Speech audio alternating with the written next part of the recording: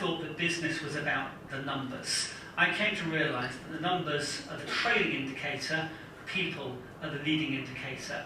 My belief that I came to is that a happy team is a fast team rather than the other way around. It's really hard to run a business just by the numbers. That was the mistake that I made. Let me bring that to life in a different way.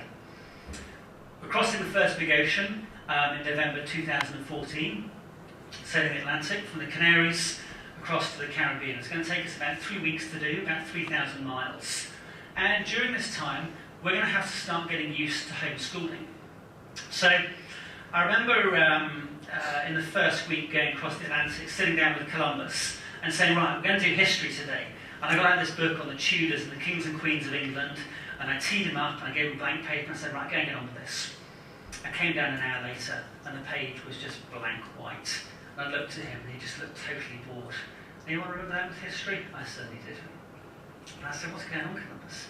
He said, I just can't get into this, I'm just not interested. So I said, what are you interested in?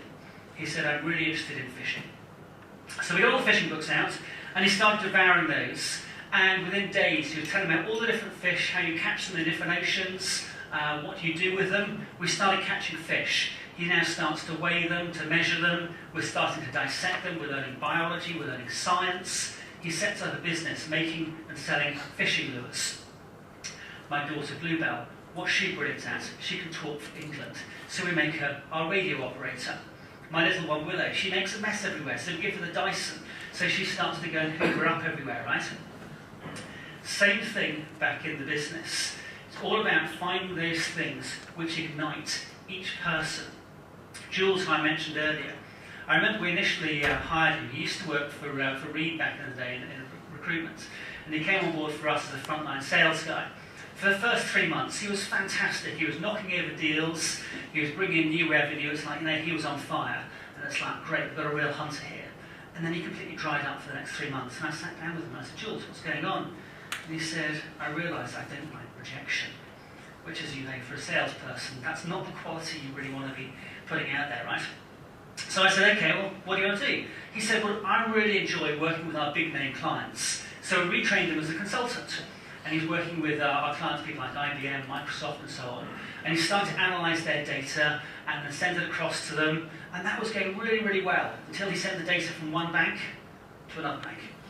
Yes, I know, you can imagine, right? Almost killed the business. We managed to get out of it. We realised that attention to detail was probably not his strongest suit either. And I persisted with him. I sat down with him the third time. I was like, Jules, what should we do? And he said, I just really enjoy the relationship bit of working with customers.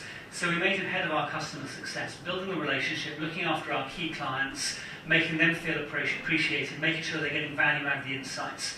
Absolutely thrived in that role.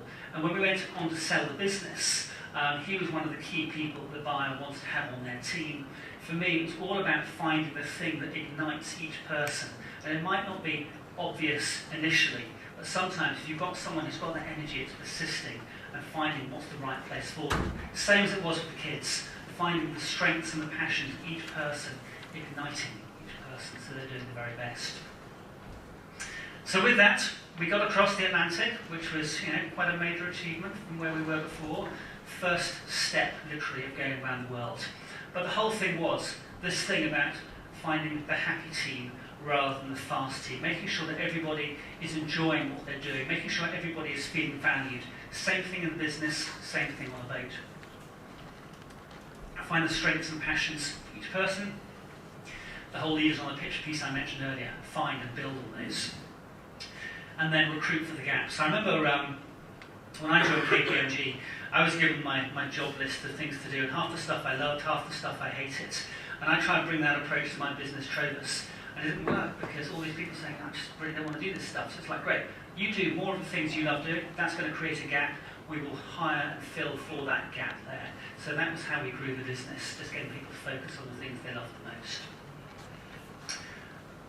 Your question, for each of you, what are your strengths and passions? What are the things that you should be doing more of?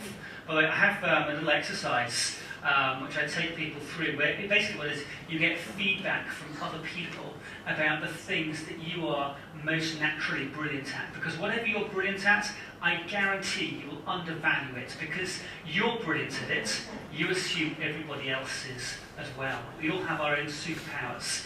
So if you want to have this little training exercise, email, I'll send you the details for it. And basically it's just this way of other people's feedback on what you're really, really good at. It's enlightening. So.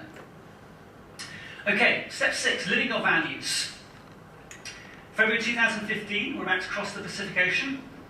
This is going to be our route here, all the way across to Australia. It's going to take us 6 months to cross the Pacific, largest ocean in the world, about 2.5 times the size of the next largest ocean, and there's not much out there, lots of tiny little islands, but no big land masses, so a little bit scary.